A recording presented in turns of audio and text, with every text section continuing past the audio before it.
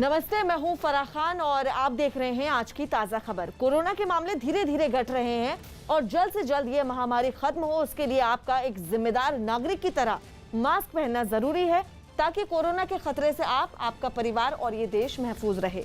लोग मास्क पहनने को लेकर जागरूक हों, इसके लिए न्यूज 18 ने एक मुहिम भी शुरू की है जिसका नाम है #मास्क-पहनो-इंडिया, क्योंकि आज हर भारतवासी का एक ही संकल्प है, कोरोना को हराना है और देश को बचाना है। चलिए आगे बढ़ते हैं। योग गुरु रामदेव ने एक बार फिर एलोपैथी साइंस पर सीधा हमला बोला है। रामदेव के मुताबिक कोरोना से ऐसे लोगों की ज्यादा मौत हुई है जिनके फेफड़े कमजोर थे या फिर जिनका इम्यून सिस्टम कमजोर था। रामदेव ने इसके साथ ही सवाल किया है कि क्या एलोपैथी साइंस में इंसान का इम्यून सिस्टम मजबूत करने का कोई इलाज है। रामदेव के मुताबिक कई गंभीर बीमारियां ऐसी हैं जिनका इलाज एलोपैथी में नहीं बल्कि आयुर्वेद में है। आरोप आप पे ये है, अगर मैं आरोप की बात करूं तो आरोप ये है कि बाबा रामदेव ने इस जंग को शुरू करा और आईएमए कह रहा है अब खत्म हम करेंगे इसको।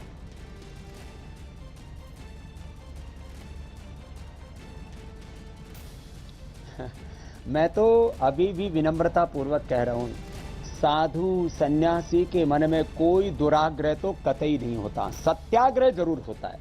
तो मैं इतना ही कहूंगा, जो एलोपैथी का सेक्टर है, उनका जो क्षेत्र है कि जो सर्जरी है और जो लाइफ सेविंग ड्रग वाले जो काम हैं वो उनको करने चाहिए।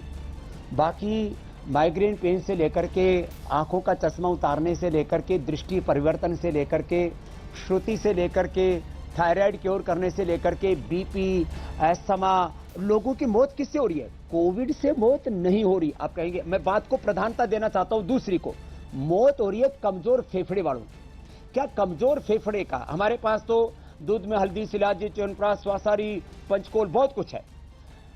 क्या एलोपैथी में लंग को स्ट्रेंथन करने के लिए हमारे पास तो सर्वकल्प है, भूमि आंवला है, पुनर्नवा है, एलोवेरा है, वीटाग्रास है, लिवोग्रिट है, लिवामृत है। क्या लीवर को, कमजोर जो लीवर है उसको रिकवर करने के लिए, आंतों की कमजोरी के लिए, पेनक्रियाज के बीटा सेल्स डीजनरेट उनको रीजनरेट करने के लिए, टाइप 2 टाइप 1 डायबिटीज के लिए, क्या एलोपैथी में नर्वस सिस्टम जब वीक हो जाए या इम्यूनिटी वीक हो जाए उसको रिकवर करने के लिए एक भी कोई ड्रग है?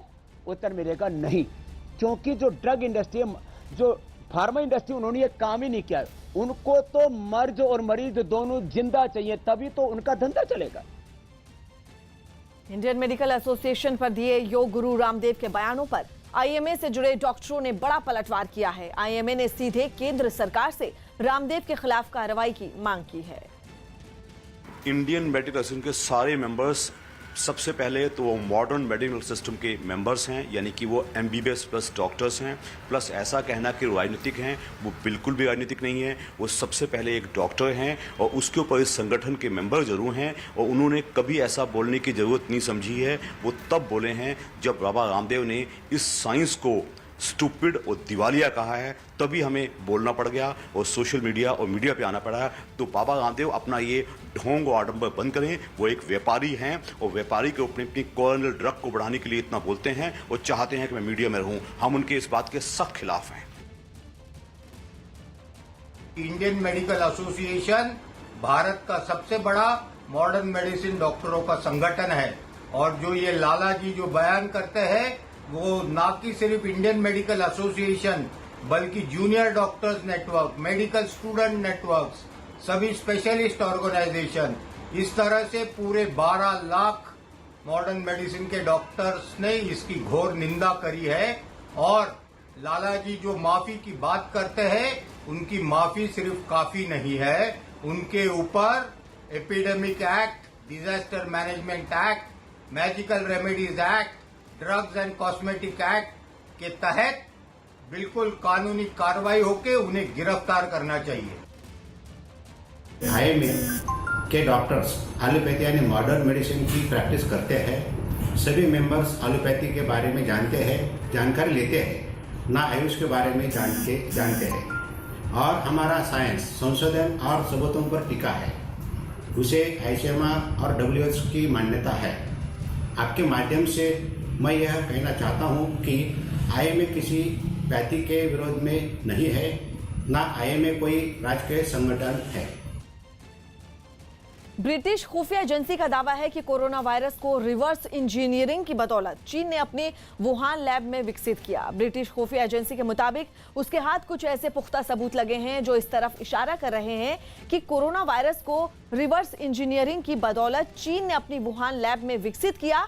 उसके बाद वुहान लैब से लीक होने के बाद ये जानलेवा वायरस पूरी दुनिया में फैल गया।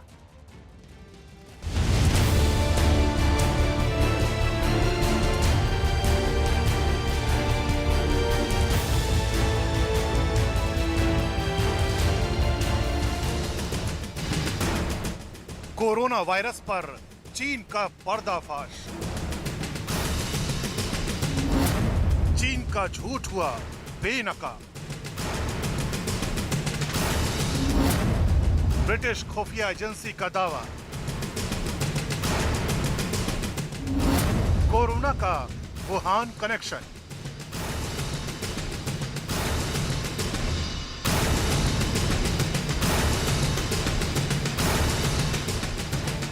कोरोना वायरस पर पहले दिन से झूठ बोल रहा चीन एक बार फिर मुसीबत में है। लेकिन ब्रिटिश खुफिया एजेंसी ने एक सनसनीखेज दावा करके ये कहा है कि उसके हाथ ऐसे पुख्ता सबूत लगे हैं जिनसे ये साबित होता है कि चीन ने वुहान लैब में कोरोना वायरस को बनाया। डेली मेल में छपी एक खबर के मुताबिक ब्रिटिश एजेंसी का दावा है कि कोरोना प्राकृतिक रूप से नहीं पनपा है, बल्कि इसे वुहान लैब में विकसित किया गया है और फिर इसके बाद इस जानलेवा वायरस को रिवर्स इंजीनियरिंग वर्जन से इसे ढकने की कोशिश की गई, जिससे लगे कि कोरोना वायरस चमगादड़ से प्राकृतिक रूप से विकसित हुआ है। कोरोना वायरस आज बार बार अपना वेरिएंट बदल रहा है। वो कमजोर होने के बजाय, जो कि अमूमन होना चाहिए साइंटिफिकली, कमजोर होने के बजाय ताकतवर बनता जा रहा है। ये सब बातें इस बात की तरफ इशारा करती हैं कि ये एक कृत्रिम बायोलॉजिकल वेपन है जो चीन की वुहान लैब में बना और दुनिया इसकी जांच पे लग गई है। डेली मेल की खबर के मुताबिक कोरोना वायरस पर ये नई स्टडी ब्रिटिश प्रोफेसर एंगस डगलिस और नॉर्वे के वैज्ञानिक डॉक्टर बिर्गर सोरेनसन ने मिलकर की है और दोनों का कहना है कि कोरोना के खिलाफ वैक्सीन बनाते वक्त, कोरोना के सैंपल्स पर शोध करते वक्त उन्हें वायरस में एक यूनिक फिंगरप्रिंट मिला था जो इस तरफ इशारा कर रहा था कि कोरोना वायरस को लैब में तैयार किया गया और ये प्राकृतिक रूप से नहीं जन्मा। प्रोफेसर डलगिस और डॉक्टर सोरेनसन का दावा है कि लैब में वायरस के साथ छेड़छाड़ करने पर ही उसके स्वरूप में ऐसे निशान बनते हैं। खबर के मुताबिक चीन ने अपनी गलती को छुपाने के लिए वुहान लैब में डाटा नष्ट करके कोरोना की उत्पत्ति के स्रोत को भी छिपाने की कोशिश की है। प्रोफेसर डलग्लिस और डॉक्टर सोरेनसन ने कोरोना वायरस की उत्पत्ति को लेकर 22 पेज की एक रिपोर्ट तैयार की है। ब्रिटिश प्रोफेसर एंगस डलग्लिस लंदन में सेंट जॉर्ज यूनिवर्सिटी में कैंसर विज्ञान के प्रोफेसर हैं और नॉर्वे के वैज्ञानिक डॉक्टर सोरेनसन एक महामारी विशेषज्ञ हैं। डॉक्टर सोरेनसन इम्यूनर कंपनी के मालिक हैं जो कोरोना के खिलाफ बायोवैक 19 नाम की वैक्सीन बना रही है। ब्रिटिश खुफिया एजेंसी का तो ये भी दावा है कि कोरोना वायरस को विकसित करना दरअसल चीन के बायोलॉजिकल वारफेयर प्रोग्राम का हिस्सा है और चीन के साइंसदान 2008 से ही इस पर काम कर रहे हैं। 2015 के अंदर दस्तावेज जो कि आज खुफिया एजेंसी अमेरिका के पास से पकड़े गए हैं, ये बात बिल्कुल साफ जाहिर करती है कि कुछ दाल में काला है। डेली मेल की खबर के मुताबिक इस स्टडी में चीन पर सनसनीखेज आरोप लगाए गए हैं। दरअसल इस स्टडी में दावा किया गया है कि चीन ने वुहान लैब में जानबूझकर वायरस पर किए गए प्रयोगों के डेटा को नष्ट कर दिया। जिन वैज्ञानिकों ने कोरोना के शुरुआती दौर में वायरस के खिलाफ अपनी आवाज उठाई, उन्हें चीन ने या तो चुप करा दिया या फिर वो गायब कर दिए गए।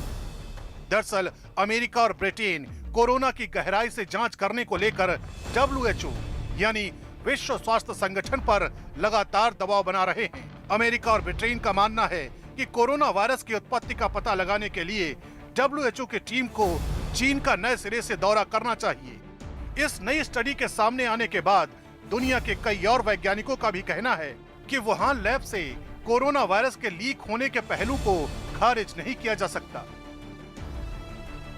चीन ने अब अपना एग्रेशन दिखाना शुरू कर दिया है। कभी वो ताइवान के बहाने, कभी वो ऑस्ट्रेलिया को धमकी देने के बहाने कि अगर ऑस्ट्रेलिया ने मुंह खोला तो वो उस पर पहला अटैक कर देगा, या फिर अमेरिका को भी ये कहना या धमकी भरे लहजों में ये कहना कि जो भी इन्वेस्टिगेशन हो वो राजनयिक ना हो, ताकि उसके कारण आपस में कहीं देशों के बीच में दुश्मनी ना बने, वो तथ्यों पे बेस होनी चाहिए। जाहिर करता है कि चीन किसी ना किसी बहाने अपनी इस वुहान लैब को इन्वेस्टिगेशन से बचाना चाहता है। जाहिर है इस रिपोर्ट के सामने आने के बाद चीन की प्रतिक्रिया आनी ही थी, लिहाजा उसने अपने मुखपत्र ग्लोबल टाइम्स के जरिए दुनिया को अपना रटा रटाया जवाब भी दे दिया। The WHO expert team has basically ruled out the possibility that the Wuhan Institute of Virology first leaked the coronavirus and caused a major outbreak. Intelligence personnel are not at all more capable than scientists in tracing the origins of the virus. They do, however, have more political loyalty and will do anything to serve U.S. national interests. Therefore, asking intelligence community to complete a task that scientists could not implement in itself sends out a strong political signal. दरअसल चीन पर corona virus को लेकर इसलिए भी सवाल उठ रहे हैं क्योंकि जब WHO की टीम कोरोना वायरस से जुड़े सच का पता लगाने के लिए वुहान गई थी तो उसे चीन ने कुछ इलाकों में अपनी जांच नहीं करने दी थी। इसके बाद से ही ये बात सामने आई थी कि चीन ने कोरोना वायरस से जुड़े कई अहम सच और सबूत मिटा दिए हैं। WHO की जांच में चीन के खिलाफ कोई ठोस सबूत नहीं लग पाया था और न ही इस बात की पुष्टि हो पाई थी। पहले कोरोना वायरस को वुहान की लैब में बनाया गया और बाद में वुहान लैब से लीक होने के बाद ये जानलेवा वायरस पूरी दुनिया में फैल गया। अमेरिका और ब्रिटेन ही नहीं बल्कि दुनिया भर के ज्यादातर देशों का मानना है कि कोरोना वायरस के लिए चीन ही जिम्मेदार है, लेकिन चीन इस आरोप से पल्ला झाड़ता आ रहा है। अब इस नई रिपोर्ट के सामने आने के बाद यकीनन चीन की मुश्किलें बढ़ने वाली हैं। दिल्ली में आज से अनलॉक की प्रक्रिया शुरू हो गई है। आज से दिल्ली में निर्माण कार्य और फैक्ट्रियों को खोलने की इजाजत दे दी गई है, लेकिन इसके साथ ही शर्त रखी गई है कि इस दौरान कोरोना नियमों का सख्ती से पालन किया जाएगा और इसके साथ ही निर्माण कार्य और फैक्ट्रियों से जुड़े कर्मचारियों और मजदूरों के लिए उनके कॉन्ट्रैक्टर और फैक्ट्री मालिकों को ई पास लेना होगा। दिल्ली में 7 जून तक लॉकडाउन है। पहले चरण में सिर्फ निर्माण कार्य और फैक्ट्रियों को खुलने की इजाजत दी गई है। देश में पाबंदियां लागू होने के बाद भी कई सब्जी मंडियों में कोरोना नियमों को लोग तोड़ते हुए बाजार नहीं आ रहे। मध्य प्रदेश और पश्चिम बंगाल में तो ऐसी लापरवाही बरतने वालों के खिलाफ कार्रवाई भी हो रही है। लेकिन इसके बावजूद सब्जी मंडियों में कोरोना नियमों की धज्जियां उड़ाई जा रही हैं। मध्य प्रदेश के मंडला से जो तस्वीरें सामने आई, उनमें एक तस्वीर में मंडी में लोगों की भीड़ दिखाई थी। कोरोना के खतरे को नजरअंदाज कर वहां सब्जी बेचने और खरीदने वालों का जमावड़ा लग गया। मंडी में किसी आम दिन की तरह चहल पहल दिखी। ऐसे माहौल में लोगों ने तो सोशल डिस्टेंसिंग का मजाक ही बना दिया। यहाँ तक कि कुछ लोगों ने मुंह पर मास्क लगाना भी जरूरी नहीं समझा। कमोबेश ऐसी ही तस्वीर पश्चिम बंगाल के सिलीगुड़ी में भी देखने को मिली। वहाँ की एक सब्जी मंडी में तो भीड़ इतनी बढ़ गई कि पाँव रखने तक की जगह नहीं थी। रास्ते जैम हो गए। सामान खरीदने के लिए लोग एक दूसरे पर टूट पड़े। आदमी का ऊपर आदमी धक्का मार के जा रहा है। इस मंडी में कई लोग ऐसे भी दिखे जिनके मुंह पर मास्क नहीं था। वहीं कुछ लोगों को जब मास्क न पहनने पर टोका गया तो उनके पास इसका बहाना पहले से तैयार था। सामान ले रहा था ना, मास्क पहन रहे थे। प्रशासन ने ऐसी मंडियों को शर्तों के साथ तय वक्त के लिए खोलने की इजाजत दी है ताकि लोग आसानी से जरूरी सामान खरीद सकें। यूपी के आगरा में चुनावी रंजिश में बदमाशों ने शिवपाल यादव की पार्टी के एक नेता को गोली मार दी। फायरिंग के दौरान 2 महिला समेत 4 लोग घायल हो गए हैं, जिन्हें अस्पताल में भर्ती करवाया गया। तस्वीरें हम आपको दिखा रहे हैं। पहली तस्वीर आगरा में गोलीबारी और उस गोलीबारी में 4 लोग घायल हो गए। आरोप है कि पत्नी के चुनाव लड़ने के बाद बौखलाए विरोधियों ने धारा सिंह यादव पर गोलियां चलवाईं। गोली चलाने के बाद बदमाश हथियार लहराते हुए वहां से चले गए। गोलीबारी का ये वीडियो अब सोशल मीडिया पर वायरल है।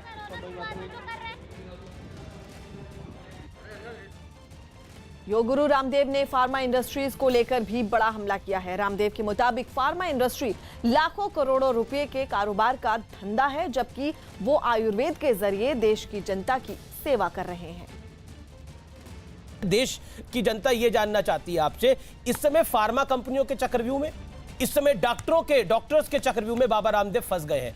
क्या आपको लगता है कि, क्योंकि एक चक्रव्यूह हमें याद है महाभारत में हुआ था, महाभारत में रचा गया था अभिमन्यु के खिलाफ और अभिमन्यु उससे बाहर नहीं आ पाए थे, क्या बाबा रामदेव को एक चक्रव्यूह में फंसा दिया जा रहा है? ये सवाल बहुत बड़ा है बाबा रामदेव, क्या फंस गए उस चक्रव्यूह में? देखो आयुष भाई, देखो फार्मा इंडस्ट्री, मैं कई बार जब ये बहुत लूट मचाते हैं इनको ड्रग माफिया या मेडिकल माफिया भी कह देता हूं, और हमारे डॉक्टर उनके कई बार अनजाने में शिकार हो जाते हैं। जो बात मैंने कही वो बात आमिर खान ने भी कही थी कि आप 15 रुपए की दवाई को 1500 रुपए में बेचते हो, जो जेनिक जो मेडिसिन है उसको ब्रांडिंग करके। और जब उन्होंने बात की थी कि बेसन टेस्ट की कि खून लिया, और उसके बाद में और भी बहुत कुछ उन्होंने बातें कही थी कि अनावश्यक ऑपरेशन, गैर जरूरी दवा, गैर जरूरी ऑपरेशन, गैर जरूरी जो है टेस्ट, और ये करके 5 से 25 लाख रुपए का जो बिल बनाने का चक्रव्यूह है, मैंने एक व्यक्ति के साथ में कोई धोखा नहीं किया है। माना कि इस पूरी ड्रग इंडस्ट्री के पीछे लाखों करोड़ की दौलत है, लेकिन मेरे पीछे ताकत है सत्य की, साधना की, सेवा की, अनुसंधान की, और हमने परिणाम दिए। आज मैं एक एक बीमारी के लाखों करोड़ों लोग आपके सामने प्रस्तुत कर सकता हूं। मैंने इस देश का 100 करोड़ किलो से ज्यादा वेट कम किया है। ग्रेटर नोएडा में पुलिस ने 25,000 के इनामी बदमाश को गिरफ्तार किया है। ये बदमाश पुलिस के साथ मुठभेड़ में घायल हो गया। पुलिस ने इसे गिरफ्तार कर लिया, जिसके पास से एक गाड़ी, पिस्तौल और कारतूस बरामद किए गए हैं। बताया जा रहा है कि पुलिस ने चेकिंग के दौरान बदमाश की गाड़ी को रोकने की कोशिश की थी, लेकिन बदमाश ने गाड़ी नहीं रोकी और भागने लगा। इसके बाद पुलिस ने उसे घेरने की कोशिश की, लेकिन बदमाश ने पुलिस पर ही फायरिंग की। इस दौरान बदमाश को गोली लगी और उसे अस्पताल में भर्ती करवाया गया। यह 4 व्हीलर चोरी का काम करता था ये गैंग। इसके साथ ही पहले जेल जा चुके हैं। 10 गाड़ियां, पहले स्कॉर्पियो, इनोवा आदि बड़ी गाड़ियां इस गैंग से बरामद हो चुकी हैं। 8 मामले में वांटेड चल रहा था, इससे 25,000 रुपये का इनाम था। यूपी में पंचायत चुनाव बीत चुके हैं, जनप्रतिनिधियों का फैसला भी हो चुका है, लेकिन चुनावी हिंसा से जुड़ी खबरें अब लगातार सुर्खियों में हैं। इस बार खबर उन्नाव जिले से आई है, जहां ग्राम प्रधान के घर पर कुछ लोगों ने हमला कर दिया। आरोप है कि यह हमला चुनाव हारने वाले उम्मीदवार की तरफ से किया गया।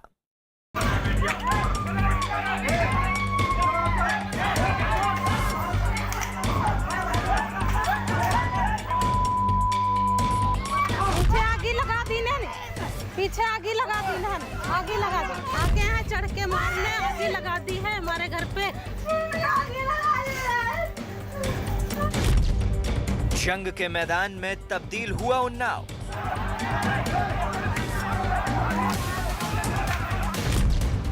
चुनावी हिंसा में जमकर चली लाठियां।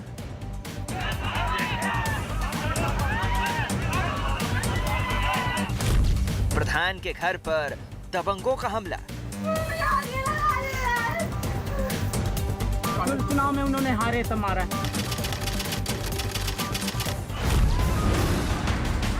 लोग एक दूसरे पर लाठियां भांज रहे हैं। किसी के हाथ में कुल्हाड़ी, किसी के हाथ में पत्थर। बदले की आग ने इन लोगों को इस कदर हैवान बना दिया है कि लोग एक दूसरे की जान लेने को आमादा हैं। उन्नाव जिले के सफीपुर इलाके से आई ये तस्वीरें देखकर किसी का भी कलेजा कांप सकता है।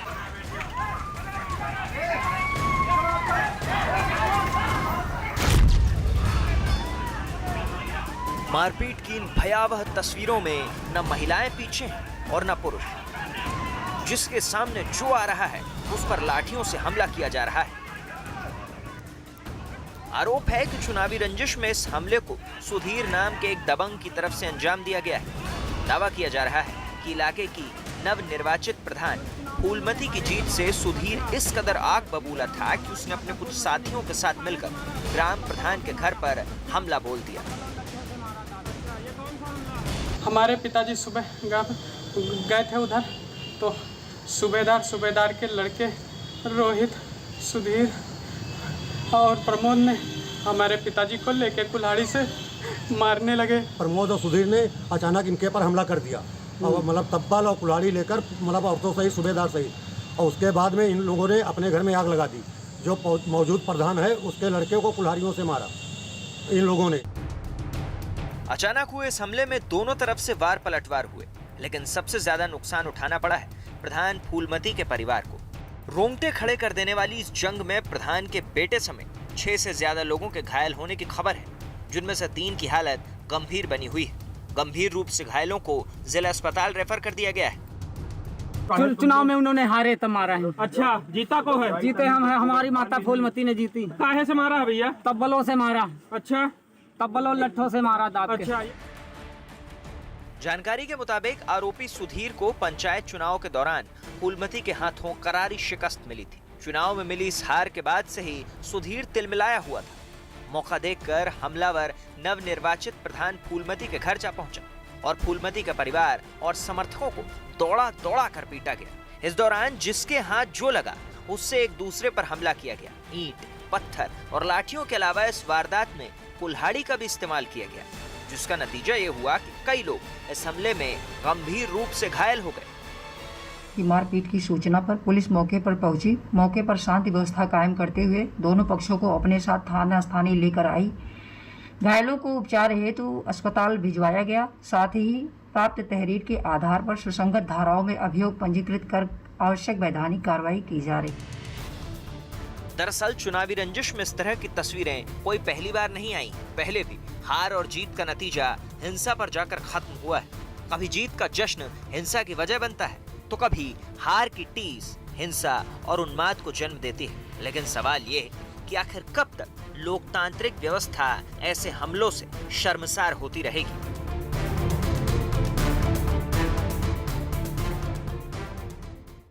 मध्य प्रदेश के सीहोर जिला अस्पताल से हैरान करने वाला एक वीडियो सामने आया। वहां कोरोना मरीजों के तनाव को दूर करने के लिए उन्हें डांस करवाया गया, जिसकी कुछ तस्वीरें भी सामने आई। उनमें एक तस्वीर में कुछ डॉक्टर और नर्स संगीत की धुन पर कोरोना मरीजों के बीच डांस करते दिखाई दिए। पीपीई किट पहने स्वास्थ्य कर्मियों ने थोड़ी देर के लिए अस्पताल का माहौल ही बदल दिया।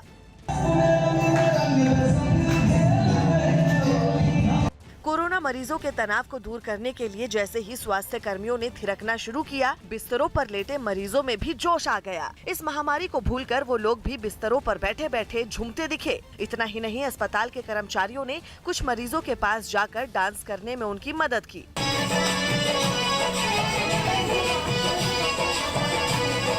स्वास्थ्य कर्मियों की ये कोशिश रही कि मनोरंजन के इस तरीके से कोरोना मरीजों का तनाव दूर हो।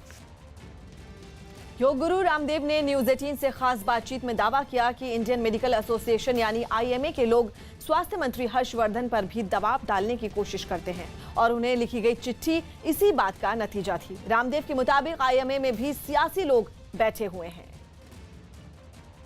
आईएमए का षड्यंत्र हो सकता है, आईएमए की दुर्भावना हो सकती है। आपके मन में वो नहीं था लेकिन आपने बोल दिया। लेकिन डॉक्टर हर्षवर्धन ने जो आपको चिट्ठी लिखी, उस चिट्ठी में भी उन्होंने काफी चीजों को क्लैरिटी के साथ लिखा, जिसमें उन्होंने क्लियरली बोला कि कुल मिलाकर आधुनिक चिकित्सा पद्धति एलोपैथी के डॉक्टर वो रह चुके हैं और स्वास्थ्य मंत्रालय के प्रमुख हैं। उन्होंने कहा कि जो डॉक्टर हर्षवर्धन ने बोला, उन्होंने भी आपको आपके बयान पर खेद जताने के लिए कहा। आप इसको कैसे लेते हैं? Doctor Harshvardhan, health minister of India. तो मैंने खेद जता दिया।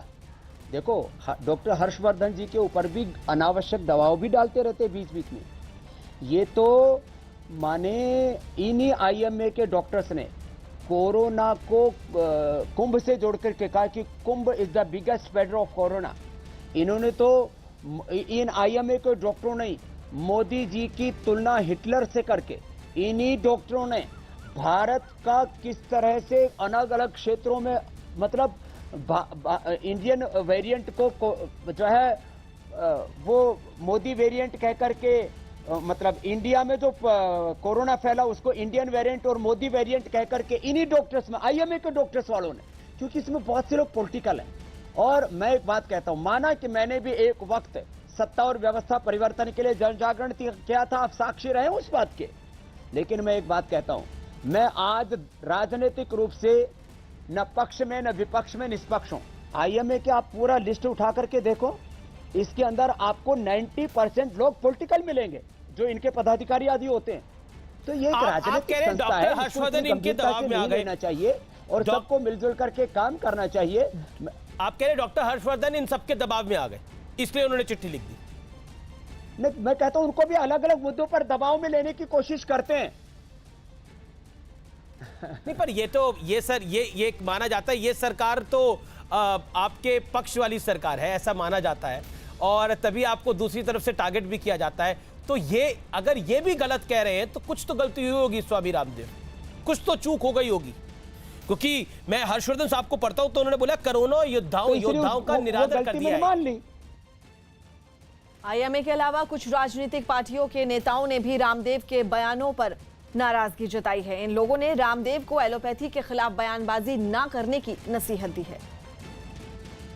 एलोपैथी एक तरीक़ा इलाज है और दुनिया में ये बैकबोन है बीमार लोगों का इलाज करने के लिए। जो बयान बाबा रामदेव का आया है वो न सिर्फ ये कि डॉक्टर्स की बेइज्जती है, साइंटिस्ट की बेइज्जती है, बल्कि देश को गुमराह करने वाला बयान है। निश्चित तौर से उनके खिलाफ सख्त कानूनी कार्रवाई होनी चाहिए। आईएमए सरकार के द्वारा समय समय पर प्रचारित प्रसारित संगठनों में से एक है। भारत सरकार के, राज्य सरकार के मुख्यमंत्री मंत्री समय समय पर इसके कार्यक्रमों का हिस्सा रहे हैं, लिहाजा इसको एनजीओ कहना, विदेशी ताकतों से मिला जुला कहना उचित नहीं। बगैर जानकारी के, अपुष्ट जानकारी के इस तरह का आरोप लगाना ठीक नहीं। आईएमए में मैं नहीं मानता कोई मिशनरी हैं, कोई एंटी नेशनल हैं या कोई विदेशी माफिया है। देश में कोरोना वैक्सीन की किल्लत के बीच बड़ी राहत की खबर है। एसआईआई यानी सीरम इंस्टीट्यूट ऑफ इंडिया ने जून में कोविशील्ड वैक्सीन की 9 से 10 करोड़ डोज के उत्पादन और सप्लाई का दावा किया है। इस बारे में सीरम इंस्टीट्यूट ऑफ इंडिया ने सरकार को जानकारी भी दी है। फिलहाल कई राज्य कोरोना वैक्सीन की कमी की शिकायत कर रहे हैं और हाल ही में गृह मंत्री अमित शाह को भेजे गए एक पत्र में इंस्टीट्यूट ऑफ इंडिया ने कहा था कि महामारी के कारण खड़ी हुई चुनौतियों के बावजूद उसके कर्मचारी 24 घंटे काम कर रहे हैं।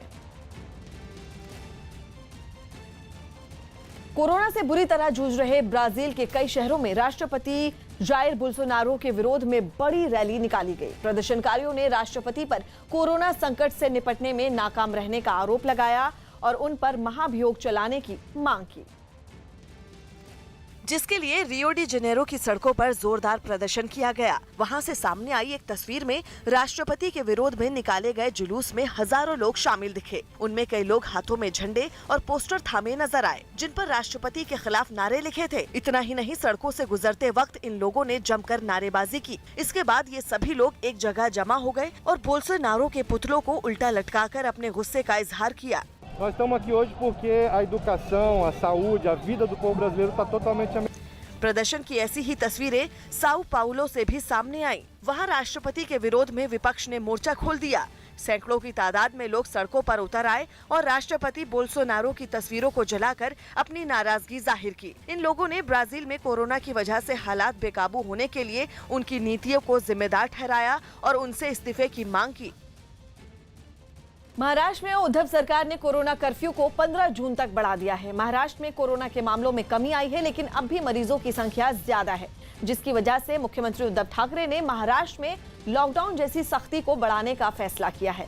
उद्धव ठाकरे के मुताबिक सभी जिलों में कोरोना की गाइडलाइन जारी रहेगी और जिन जिलों में जरूरत होगी समीक्षा के बाद वहां प्रतिबंधों में ढील दी जाएगी। देश में कोरोना जैसी महामारी